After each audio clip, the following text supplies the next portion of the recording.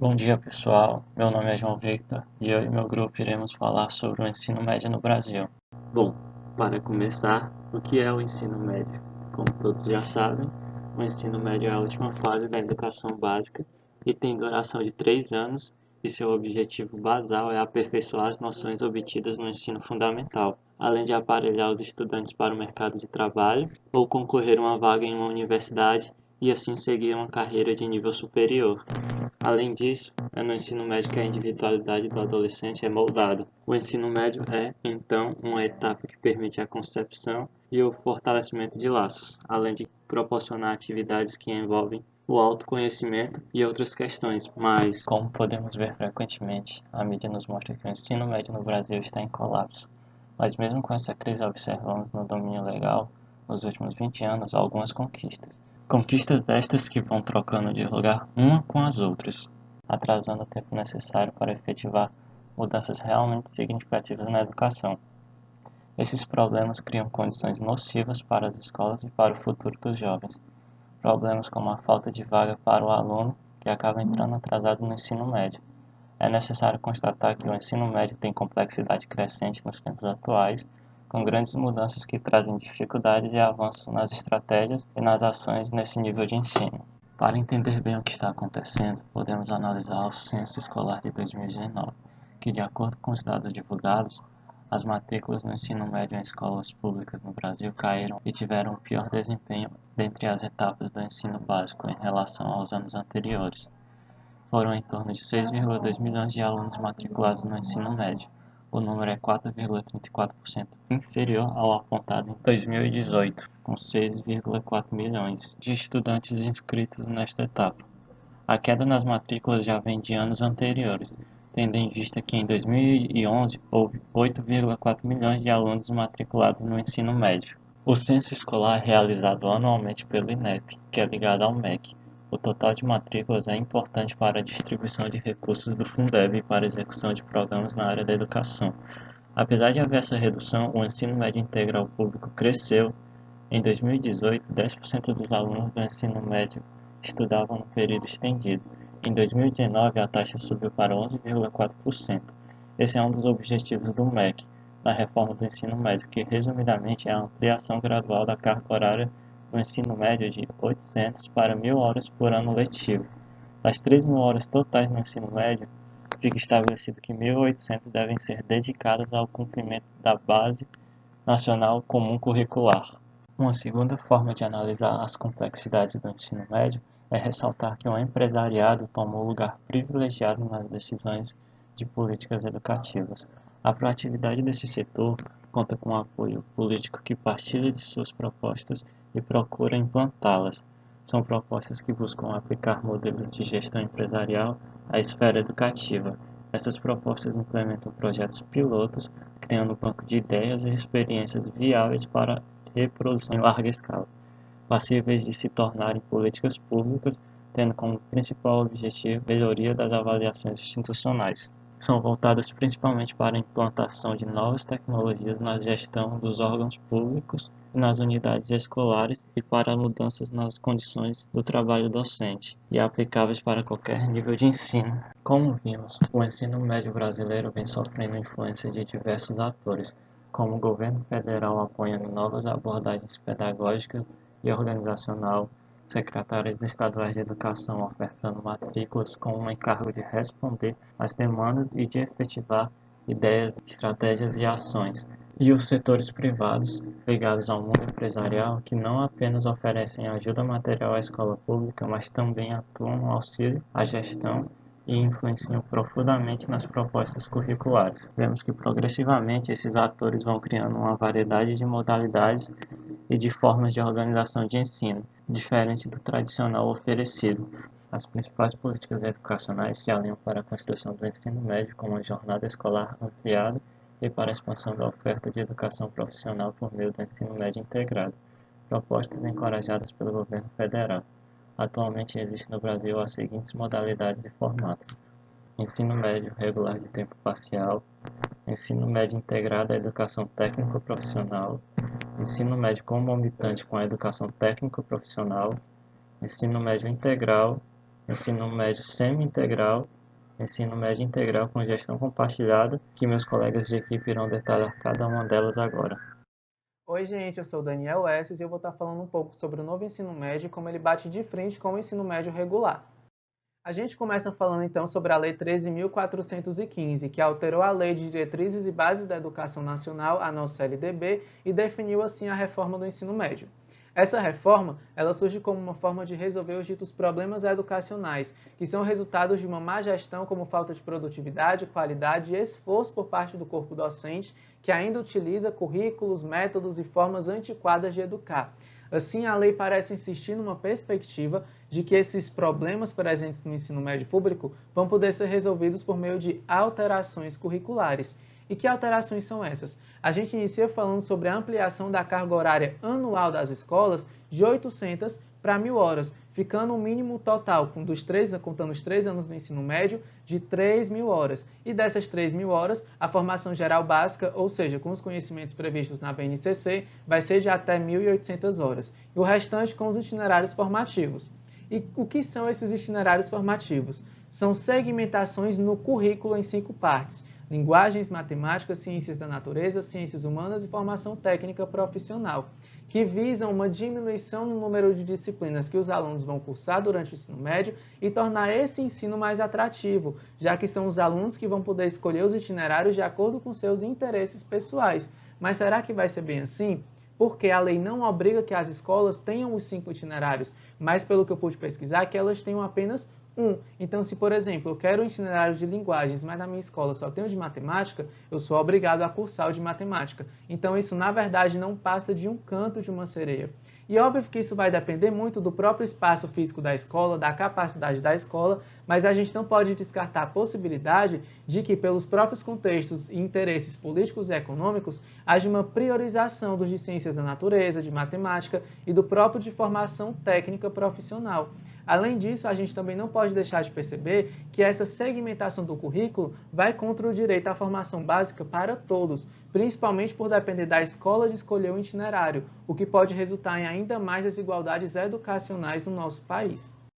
Houve também uma retirada da obrigatoriedade das disciplinas de Filosofia, Sociologia, Artes e Educação Física, que vão estar agora sob a forma de estudos e práticas. E o que seria essa forma? Vamos supor que eu, como professor de Biologia, vou dar uma aula de Filosofia das Ciências. E nessa aula eu falo sobre filosofia. E é apenas aí que a filosofia entra. Essas disciplinas agora são componentes que vão depender de uma contribuição, de uma aplicabilidade dentro de um determinado estudo, de um determinado tema, de uma determinada disciplina. Elas já não são mais consideradas como um conjunto de conhecimentos que constituem um determinado campo de conhecimento. E aí a eliminação dessas disciplinas elimina também o papel questionador da escola e dos próprios estudantes, principalmente quando a gente fala de filosofia e sociologia, que trazem diversas reflexões, diversos pensamentos críticos. Então a gente pode dizer que acabou eliminando também a própria autonomia do estudante.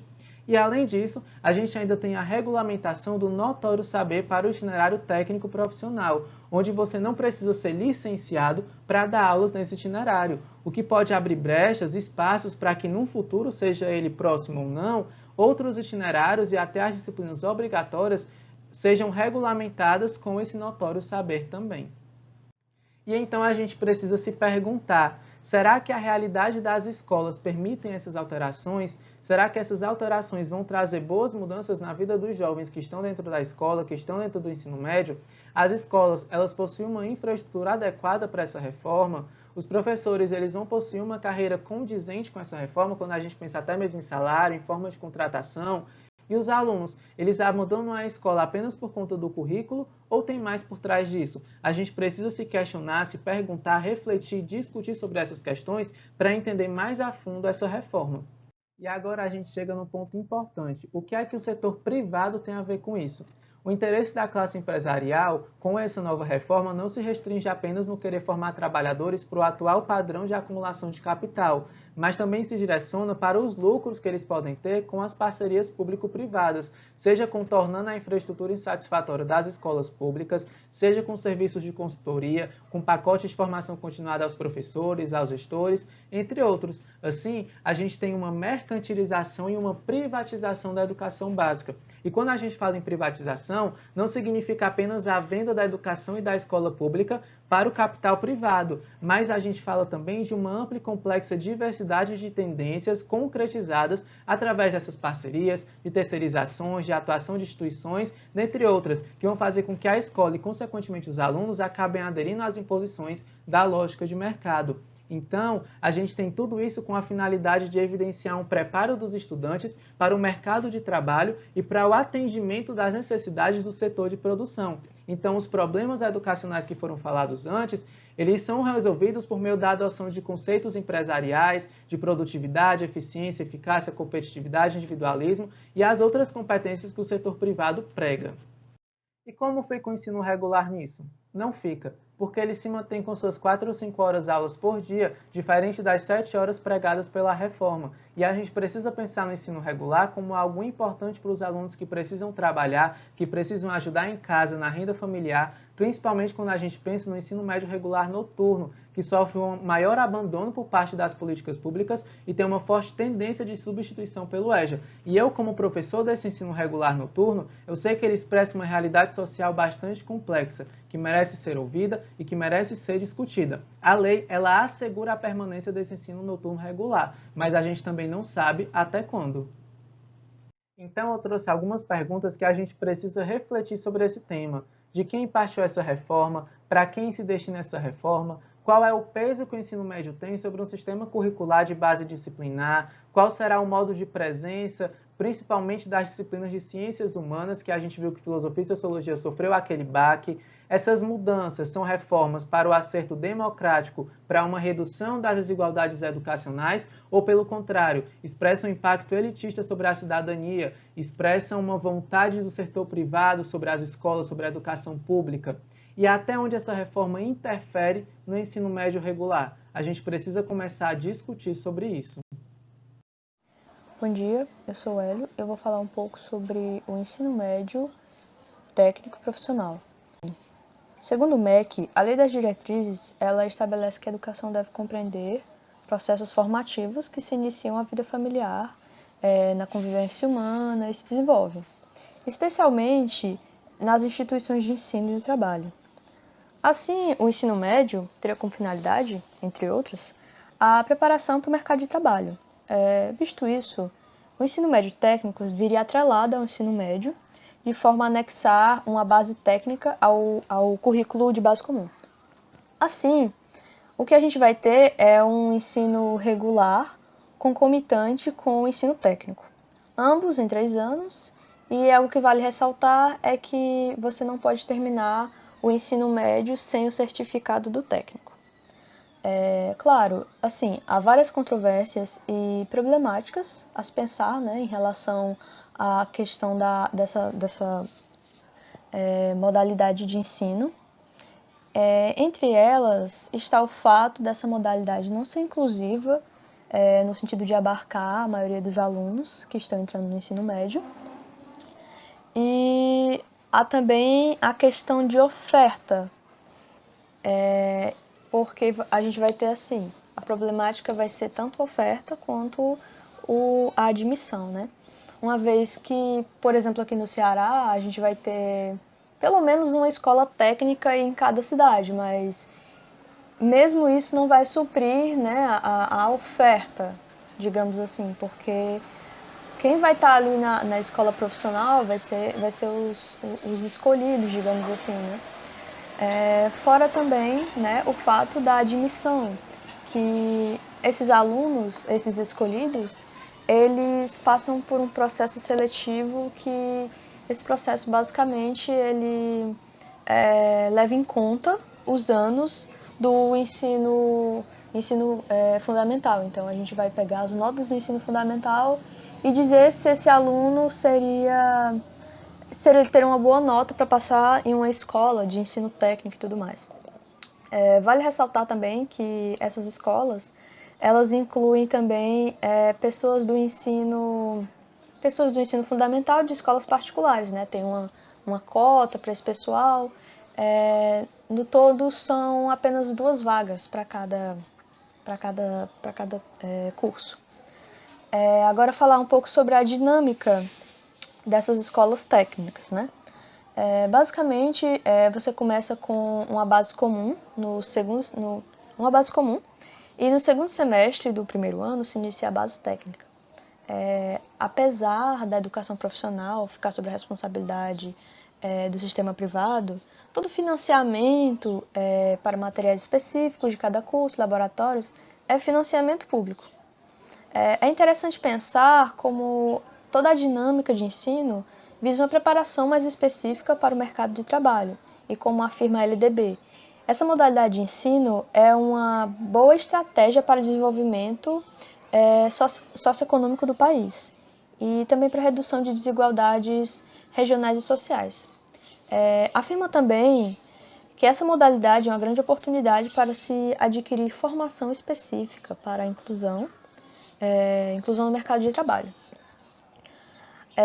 Agora sim, sobre essa imagem, ela representa um pouco a estrutura da escola em si, porque todas as escolas AZPs, elas têm um padrão assim quanto à estrutura, né? Então, você pode ir para qualquer EP de qualquer lugar do Ceará que a estrutura, a forma ali da escola é a mesma, sabe? Justamente para manter aquela padronização de escola de ensino técnico. E agora, pensando assim um pouco sobre um olhar mais crítico, é importante pensar um pouco a fundo nessa modalidade, né? A fim da gente refletir ela no sentido de pensar mais objetivamente, né? A finalidade que seria uma finalidade voltada um pouco para a lógica empresarial, né? Que está muito inserida nessa modalidade de educação. E também refletir um pouco sobre como essa lógica ela reflete tanto na escola, quanto no ensino, quanto no aprendizado, e se seria realmente, né, como eu coloquei no título, se seria realmente uma nova alternativa, se isso seria realmente muito viável, né, porque, assim, eu sei que a escola técnica, ela visa muito a questão da formação para o mercado de trabalho e tudo mais, só que é também importante pensar que a gente está lidando ali com pessoas, digamos, adolescentes, que acabaram de sair da fase, estão entrando ali naquela fase da adolescência, né, dos 14, 15 anos. Então, é pensar uma didática, de como essa didática ela acontece com pessoas dessa idade, né, com adolescentes, se isso realmente funciona, porque, pelo menos do meu ponto de vista, né, relatos meu mesmo, eu vejo eu vejo essa modalidade de ensino, a EP, como algo que puramente desenvolve um caráter muito, sabe, para mercado de trabalho mesmo, de formação, para esse ramo. E eu acho que talvez o que fale, digamos assim, seria talvez o fato de não levar tanto a questão humana, no sentido de que adolescentes vão desenvolver problemas sobre muita pressão e tudo mais. E eu acho importante pensar sobre isso, né? Pensar como a escola técnica veio como alternativa para nós, mas pensar se ela realmente funciona, se realmente está dando certo isso. Bom dia, professora. Bom dia, turma. Vou dar continuidade ao nosso seminário, falando mais especificamente da Escola de Ensino Médio Integral. Então, acho interessante começar a minha fala dizendo que, atualmente, há na educação um movimento de valorização da escola que adere ao modelo integral, ao turno integral. E é interessante nós observarmos que as escolas que hoje estão ofertando esse tipo de modelo, geralmente são escolas que já existiam e que antes ofereciam a jornada de apenas um período para os seus alunos, um período, um turno de meio período, né? E é interessante também nós notarmos que essas escolas vão variar de acordo com a região que elas estão inseridas no Brasil. Então, por exemplo, né, um dos aspectos que podem ser variáveis é a questão do tempo que o aluno passa na escola. Esse tempo pode variar de 7 horas até 9 horas, 9 horas e meia por dia. Um outro aspecto que pode variar, o conteúdo que é ofertado para o aluno dentro da escola, a depender da região, da cultura que a escola está inserida e dos profissionais que estão disponíveis para dar aulas nessa escola, que aí entra a questão da região mais uma vez, né? Os alunos podem ter aulas, né? Além das disciplinas comuns. Podem ter aula da grade curricular comum, né? Podem ter aulas de teatro, de música, de poesia, de astronomia. Podem ter aula de cursos relacionados a disciplinas como biologia, química, enfim. Vai depender da região que a escola está inserida e das possibilidades que ela pode ofertar ao aluno. Outra questão também diz respeito à estrutura, diferentemente do que acontece nas profissionalizantes, que tem uma estrutura padronizada, aqui não. Como a maioria das escolas já existiam, geralmente elas mantêm a mesma estrutura e pode haver uma pequena reforma de forma a escola poder oferecer essa jornada de forma mais confortável para os alunos. Bom, agora eu vou passar para o próximo slide. E nesse slide eu separei algumas perguntas para fazer uma reflexão em cima dessas perguntas com vocês. E essas perguntas vocês podem achar no texto da Nora, que a professora disponibilizou lá no Siga pra gente. Então, vou começar. Primeira pergunta. O que seria mais adequado para a realidade brasileira? A universalização da jornada completa no ensino médio ou a oferta de formatos escolares diferentes? Então, como eu falei, né, atualmente no Brasil, esse movimento de valorização da escola de tempo integral. Então, é muito comum, numa região, numa cidade em que havia, por exemplo, 3 escolas, que antes tinham a oferta de apenas um turno, né, de meio período, manhã, tarde ou noite, essas escolas estão todas migrando para esse modelo de tempo integral. Então, isso está muito comum. E aí, os habitantes daquela cidade passam a ter apenas uma opção para colocar o seu filho, né? E aí vem a reflexão juntamente com essa pergunta: será que esse movimento que está acontecendo atualmente é a melhor opção para a nossa educação brasileira? É claro, né, que há muitas famílias que vão ser beneficiadas com essa jornada integral, né, mas também talvez, né, aí nós temos que pensar, talvez há outras famílias que não se beneficiem tanto assim com esse modelo. Então, qual é a melhor opção? Padronizar tudo de uma só forma ou oferecer formas mistas, né, formas diferentes? 2 horas a mais ou 2 horas a menos não afeta a vida do estudante. Isso aqui casa diretamente com a informação que eu dei para vocês, que hoje está tendo uma variação de 7 a 9 horas, 9 horas e meia, que os estudantes passam dentro da escola, né? Será que essas 2 horas, né, ou 2 horas e meia, não fazem diferença? Ou será que fazem? E se fazem, o que é diferente, né? 3. Que significa para um estudante ficar numa instituição por tantas horas? 4. Será que sua possibilidade de aprendizagem melhora? Então, essas são questões, né, que extremamente importantes e que às vezes parece que são pouco debatidas, né? Ou se não debatidas atualmente pelas pessoas que estão batendo um martelo e aprovando essas escolas de tempo integral por todo o país. Então, aconselho muito vocês lerem o texto da Nora, que está no Siga. Lá tem outras perguntas como essa. E nesse texto também, né, falando um pouco sobre essa última pergunta, lá no texto a gente vê que muitos dos países que são referência quando a gente está falando de educação, não aderem essa escola de tempo integral. Então a gente passa a refletir, né, na nossa realidade, trazendo aqui para o Brasil. Será que esse modelo integral realmente é interessante para todo mundo? Será que a aprendizagem dos nossos estudantes vai melhorar? Também é interessante nós trazermos questões, né, que nós falamos muito na licenciatura, que a nossa escola já é uma escola de modelo ultrapassado.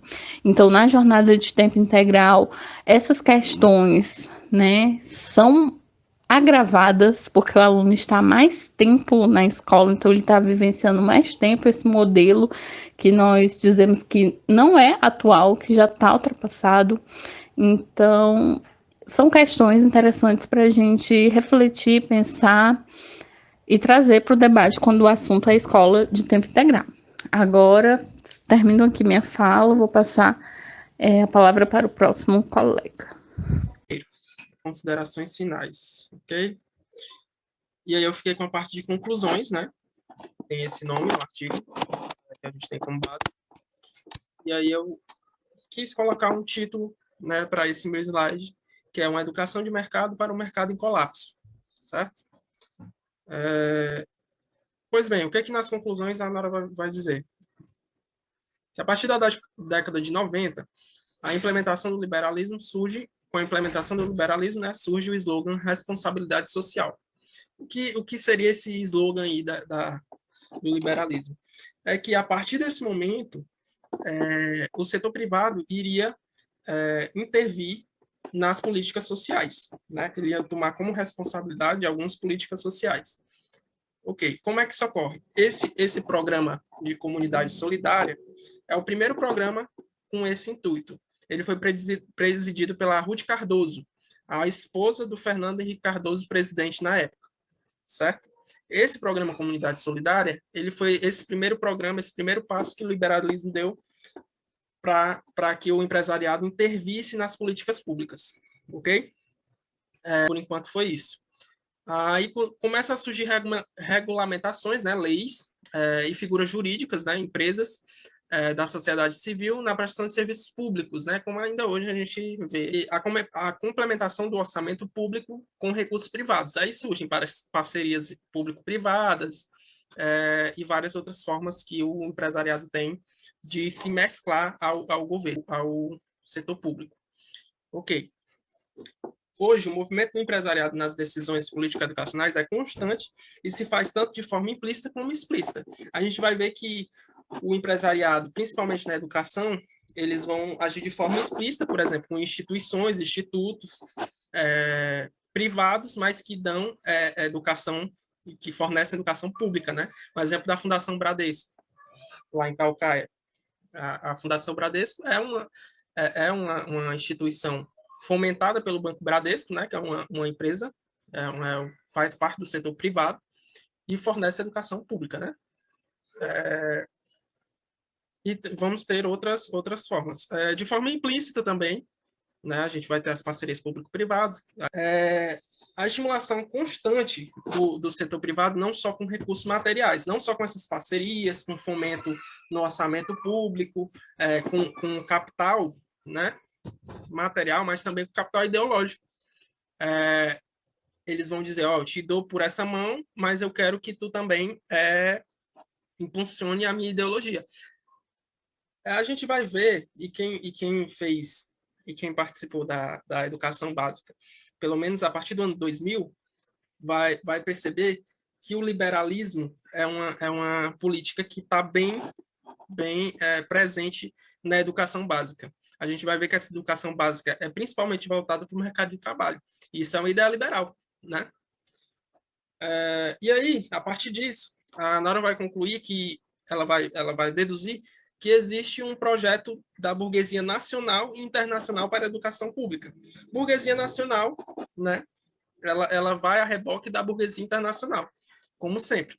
Ela é uma burguesia que não tem uma autoridade e não tem um pensamento próprio, mas importa, na verdade, esse pensamento liberal de outros países com essa mesma ideologia, né? A gente vai ver que a burguesia vai muito a reboque, a burguesia brasileira. E aí, eles têm um projeto, sim, para a educação pública no Brasil, que é o projeto que a gente já vem tendo contato há algum tempo, esse projeto de mercado, né? E aí, em prol disso, as escolas vão ter mais seletividade para não desperdiçar recursos com aqueles casos perdidos, né? Entre aspas, né? A gente coloca aí, porque as escolas, principalmente as profissionalizantes, elas vão selecionar o aluno ali pela nota, elas vão, por exemplo, os institutos federais, eles têm seleção, né, por prova, ok? E alguns outros tipos de seleção, por exemplo, essa é a seleção explícita, né? Prova ou nota. Mas existe a seleção que se faz implicitamente. Por exemplo, o aluno que não tem condições de ficar o tempo integral na escola, ele é deixado de lado, né? O aluno que precisa trabalhar e não pode passar o dia na escola, ele é deixado de lado. O aluno fora de faixa, ele é deixado de lado, né? Ele é colocado para fazer um EJA ou algo do tipo. Antigamente tinha um ensino noturno, hoje nem isso, né? Raramente você vê uma escola noturna, ok?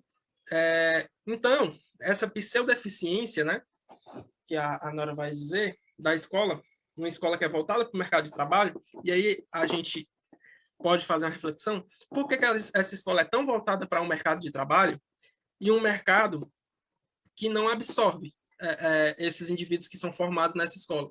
É uma escola que é tecnicista, né, que forma milhares de profissionais todo ano, e esses profissionais não são absorvidos pelo mercado.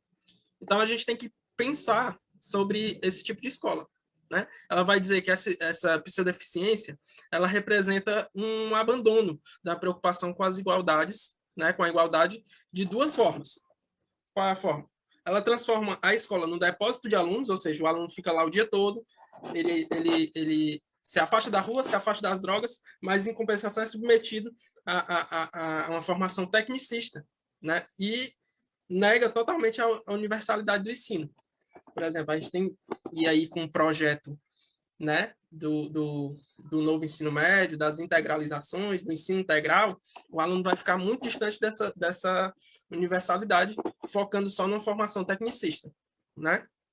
E aí, essa proposta também assume que essa escola é voltada para os mais pobres, né? A gente não vai ver, por exemplo, um filho da elite fazendo um curso de eletricista. A gente não vai ver um filho da elite fazendo um curso de técnico de informática ou de enfermagem, né? A gente não vai ver isso. Os filhos da elite, eles estudam em escolas que formam administradores, né? Eles estudam na escola nova, né? Escolas com teorias educacionais e teorias pedagógicas diferentes, né? A gente vai ver que essa elite ela está muito preocupada mais com o ensino humano do que com o ensino técnico, né? A gente não vai ver um filho do rico fazendo um ensino técnico. Então, esse tipo de separação intensifica a fissura educacional e social. Uma fissura que vem desde os primórdios, né, da sociedade, que é a separação dos que pensam dos que fazem. Existe essa separação e essa separação está sendo feita na escola. Os que pensam, os que estudam como administrar de forma política e de forma empresarial, né, a sociedade, e os que fazem, os que estudam na escola técnica, aqueles que vão ser mão de obra, né, do sistema, aqueles que vão ser mão de obra do mercado de trabalho, né? Então, é isso. As conclusões expostas no trabalho foram essas. E aqui estão as referências.